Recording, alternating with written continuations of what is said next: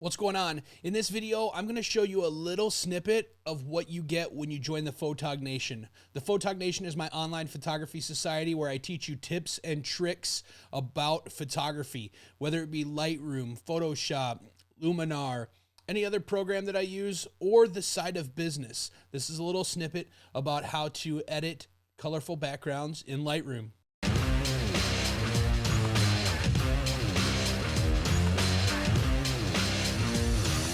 What's up?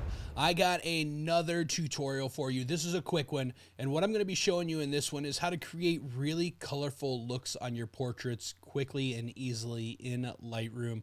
It literally takes just a couple minutes.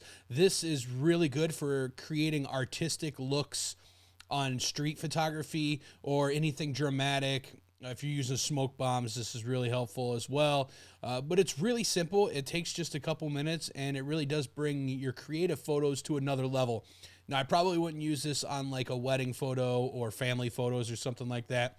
But if you're trying to create something really colorful and vibrant and in portrait or something dramatic, this is the way to go. So what I'm going to do is I'm going to show you here an example. So this is a photo that I took at Shutterfest, and what we're talking about is showing you how to bring up some color like this and get really creative and have some fun with it. I do it a lot when I'm shooting like nighttime portraits and using like the street lights and stuff like that, especially on wet evenings. But what I'm going to do is I'm going to show you real quickly how to do it, and it's so easy, so simple. Let me find this picture of Kay here that I want to use. I think it's this one. So what we're going to do, this is Kay. She's amazing. She's my buddy Ray's wife, and she's an incredible makeup artist, and I had the honor of photographing her quite a bit at Shutterfest. And I'm going to show you how to kind of change the background. Now, we were using a smoke bomb in the background.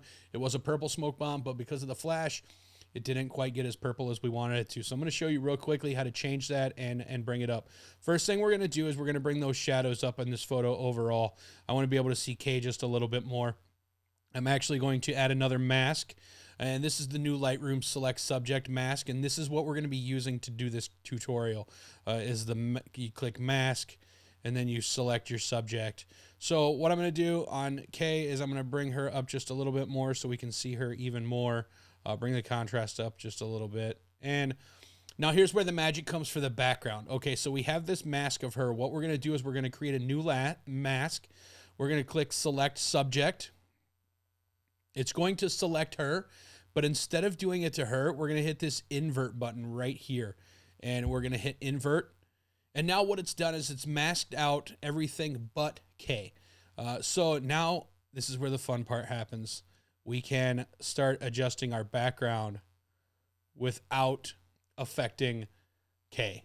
And this is where we can really have fun. We can bring the saturation way up, and we can take this hue and change that background to literally anything we want as far as the hue and saturation goes. So if we wanted to do something like that, if we wanted to bring our shadows up a little bit in the background so you can kind of see it more.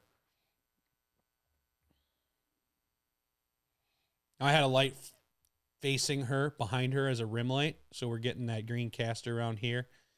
But this is really how you can do it, and you can kind of do pretty much whatever you want to that background without affecting Kay now.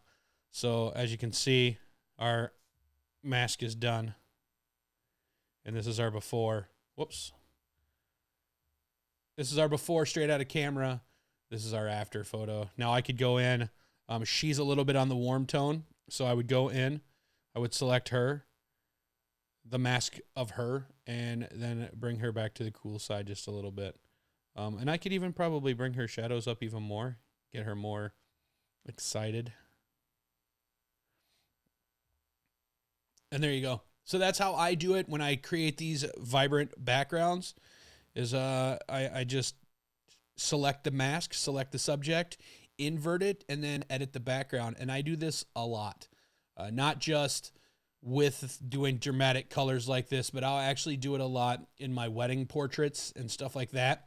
If the background seems a little bit too bright, instead of like masking everything out and bringing it down, I will just do it to the background, and then most of the time bring the subject up a little bit. It's kind of a quick way to cheat advanced settings of OCF. So if you're shooting with OCF and you do have not the highest exposure on your subject, you can do this and then bring the background down and kind of get that real high-speed sync look to a photo. Real simple, real easy. I hope it was easy to follow. Get out there and have some fun and try playing with it. It's a lot of fun to create some really vibrant, artistic-looking portraits. It'll work with just plain backgrounds. I do it a lot when I'm editing just a background, like dramatic headshots and stuff like that. So get out, have some fun. If this helped you, hit that thumbs up button. I'll be back soon with some more tutorials, and have a good day. Peace. So there you have it. That's a little snippet of what you can expect if you join the PhotogNation. If you're interested in joining, hit the link below or go to PhotogNation.org, and I can't wait to help you grow your photography business.